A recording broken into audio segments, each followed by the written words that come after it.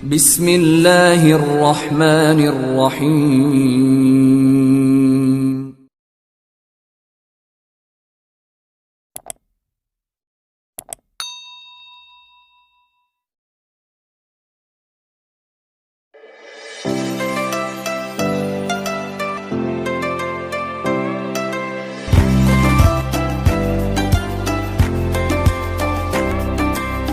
Kalau kita menggantungkan nasib kita pada Allah luar biasa. Ada seorang syekh, saya dengarkan ceramahnya, menarik sekali. Saya tidak tahu orang itu siapa, tapi cuplikannya saya dapatkan dari seorang teman dari Jeddah yang mengirimkan ke saya.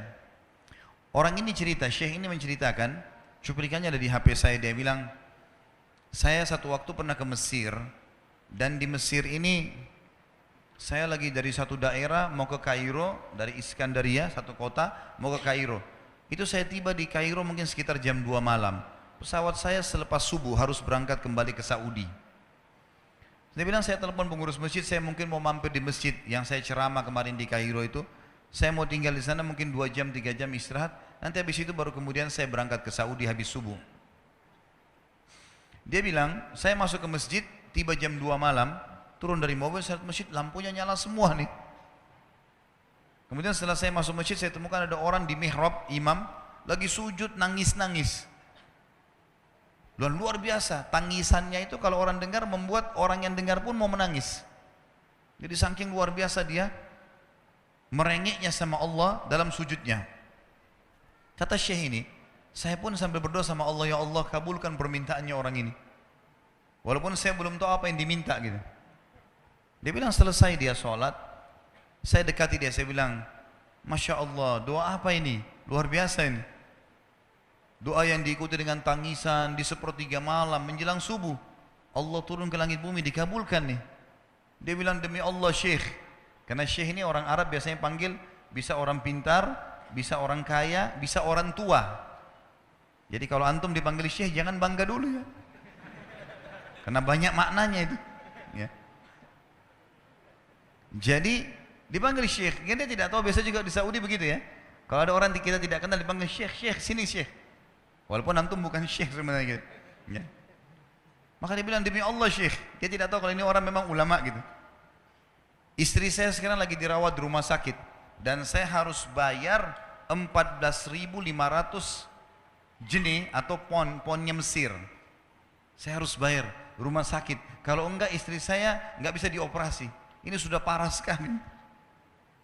Kata syekhnya, jadi gara-gara itu kau sujud sama Allah. Dia bilang, iya, lanjutkan nangis sama Allah. Allah tidak akan menyia-nyiakan orang yang ikhlas minta padanya. Lanjutkan, nikmati sujudmu. Pasti Allah akan berikan jalan keluar. Dia bilang, iya baik.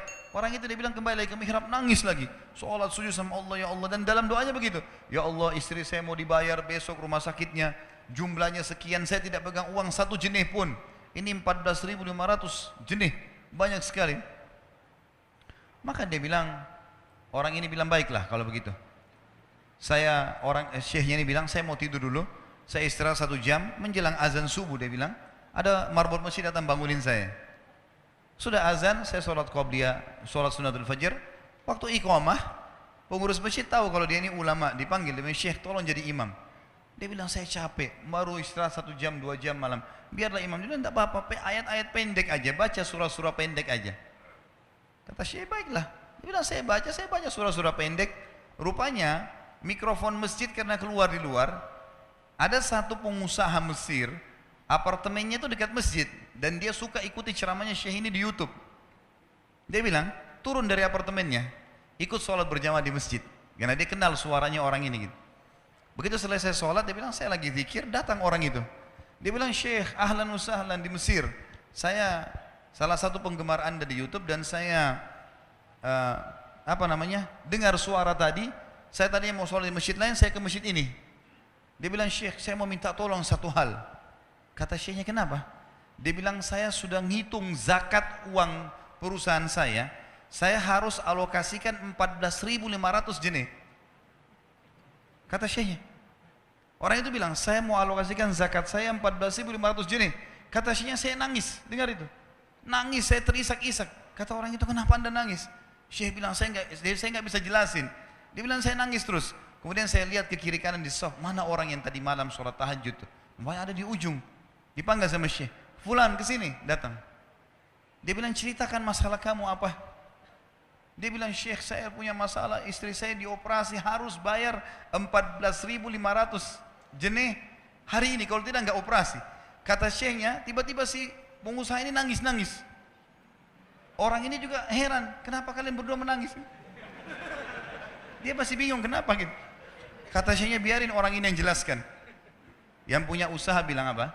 Demi Allah Syekh, saya sudah 1 minggu taruh uang ini di lemari saya, sudah 1 minggu. Setiap hari istri saya bilang, turunkan, lakukan haknya Allah, zakat itu keluarkan. Dia bilang, saya ingin dapat 1 orang yang saya kasih langsung daripada saya bagi-bagi.